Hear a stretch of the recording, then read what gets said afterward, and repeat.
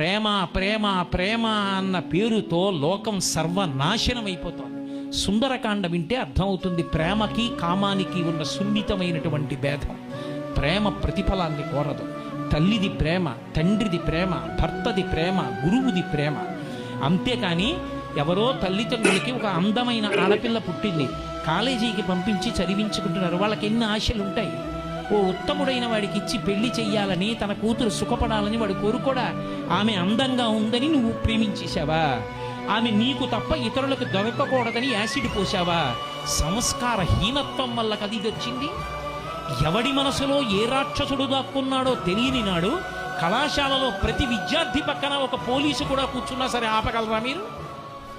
సంస్కారం అంకురించిన నాడు ఇటువంటి దోషాలు రావు.